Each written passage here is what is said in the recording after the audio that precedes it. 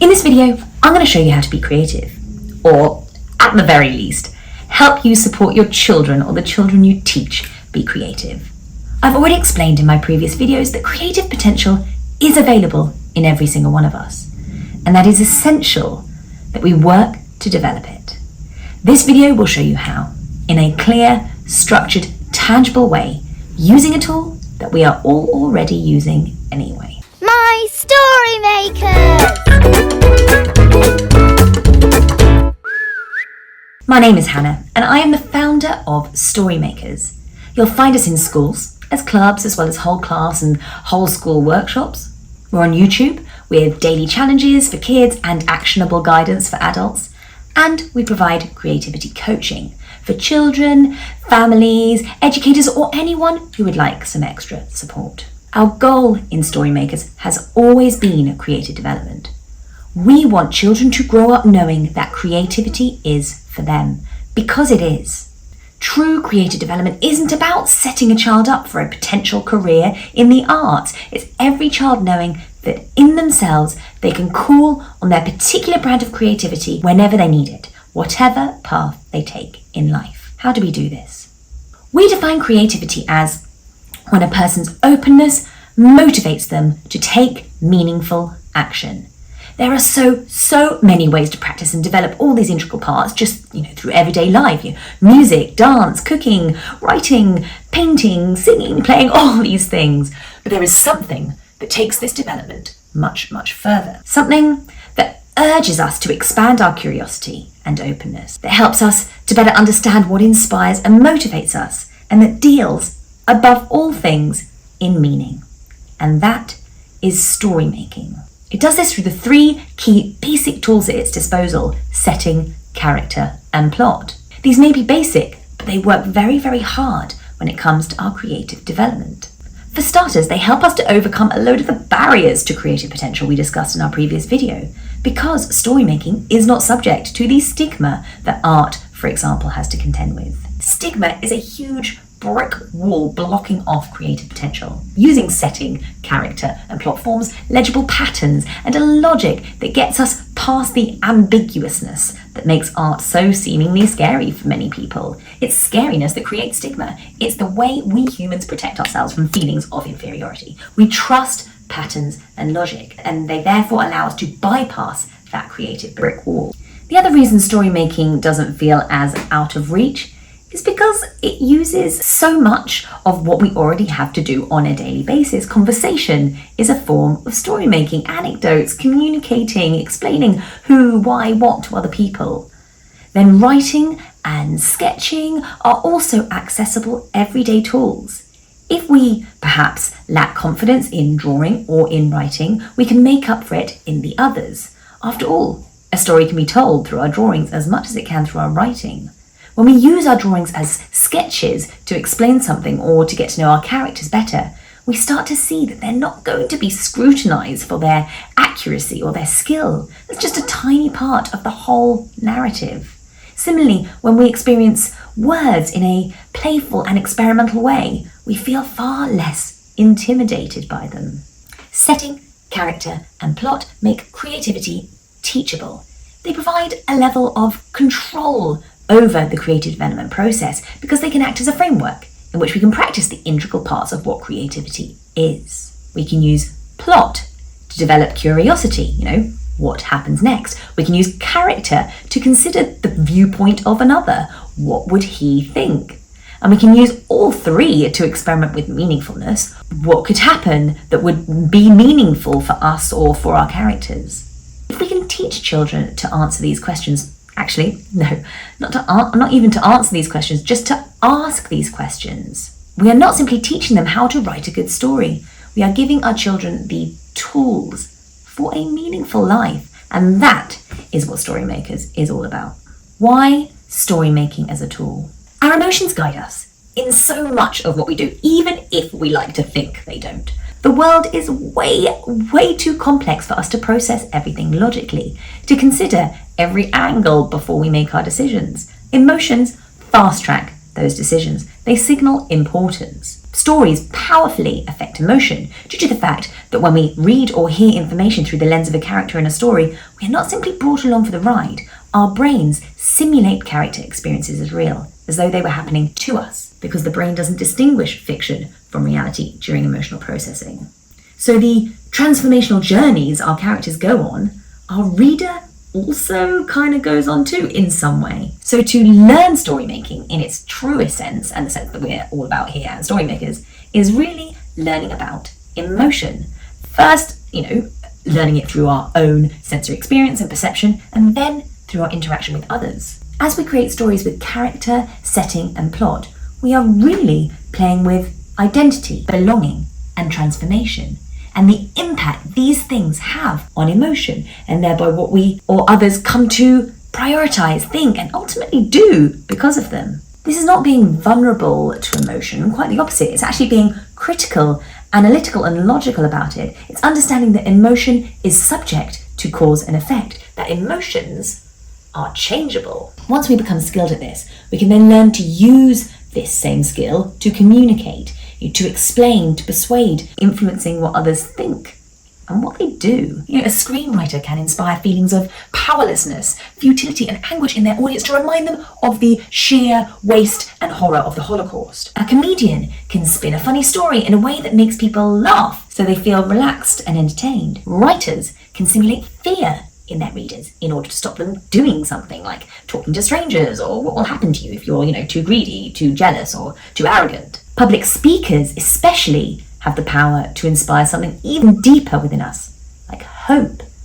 They can make people feel brave enough to fight their way out of oppression, or to literally fight, inspiring a sense of pride and duty so powerful that we march to our deaths. Or a story maker might want to explain the unexplainable. Even invisible and abstract concepts like emotions themselves can be grasped, or at least felt, thanks to storytelling. How do we learn story making? Spoiler alert, you already make stories. It is intuitive for all humans, something we have evolved to be able to do, as it ensured our safety in numbers. We evolved to be tribal. To be a tribe, we needed everyone to have the same values, and stories were, and still are, the most effective way to communicate and encode values. Learning to make stories is therefore a natural part of every child's development. We begin making stories through play, and then continue to practice through the characters we draw and through make-believe with friends and siblings. Even our squabbles and our disagreements and our telltaling is story-making practice. As we get older, we do this in more complex environments,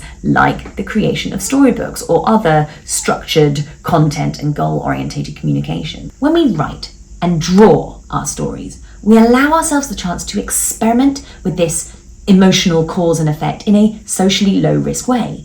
In doing so, we start to notice patterns and predict our character's behaviour. We begin to see how behaviour is linked to identity and how actions have consequences, how conflict and the struggle creates transformation, and so much more besides.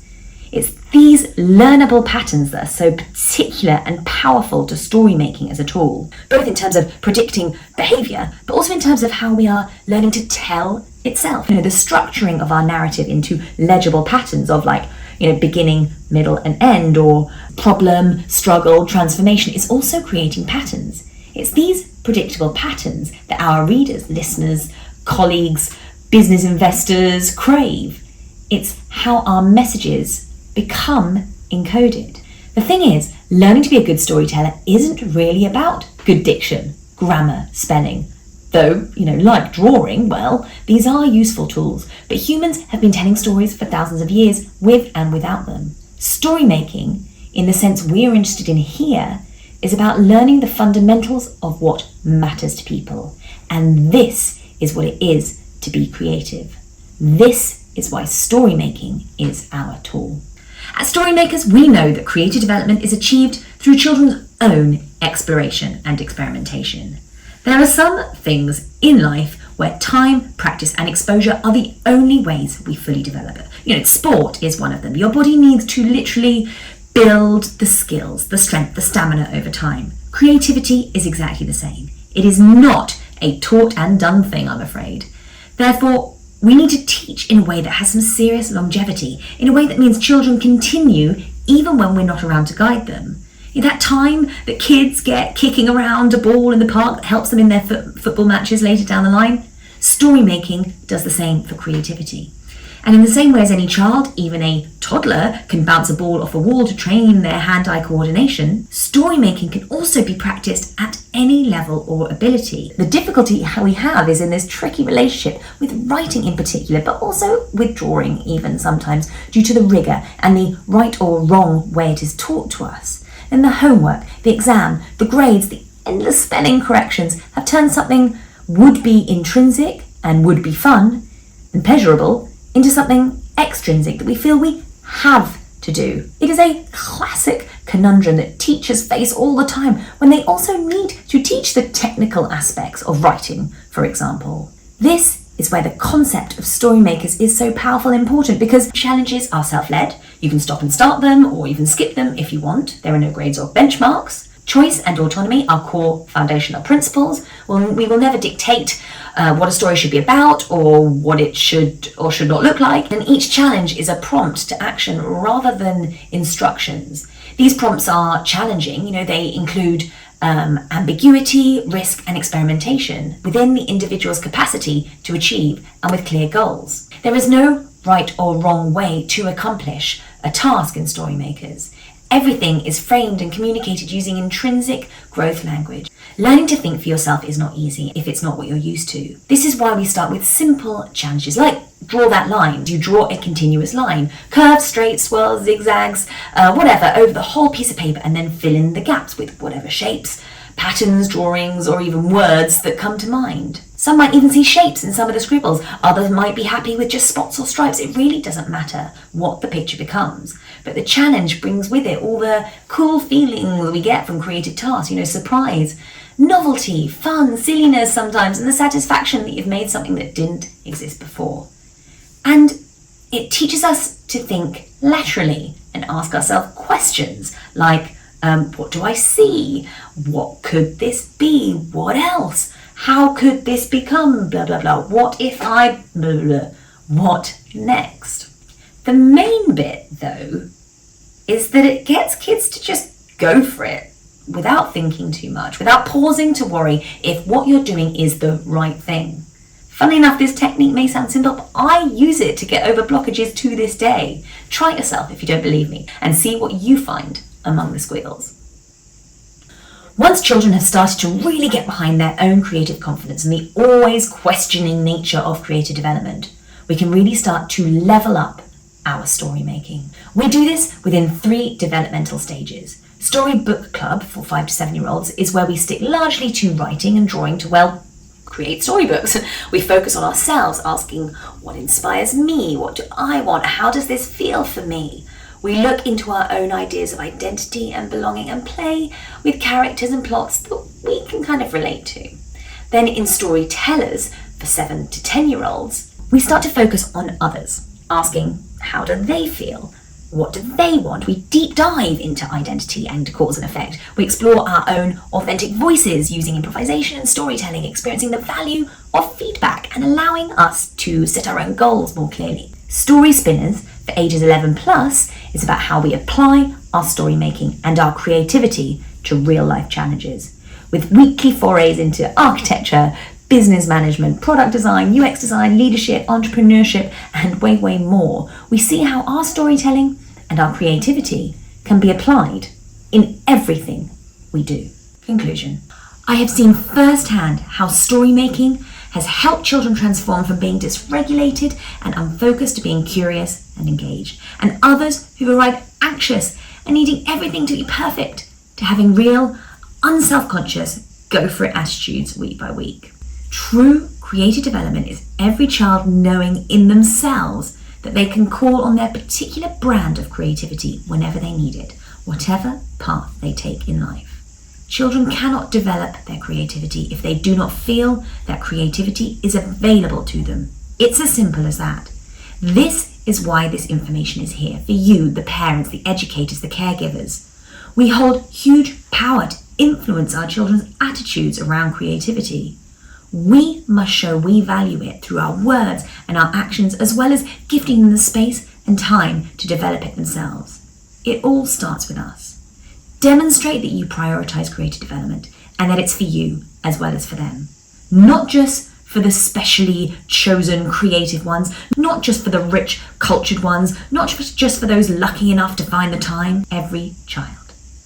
If you would like information on getting us to come to your school, information on our private creativity coaching or dates for our online webinars, please visit our website that I've written in the details below. For kids challenges, please see the playlist here on YouTube that I will always be adding to, so subscribe to my channel below and request notifications by clicking on the bell.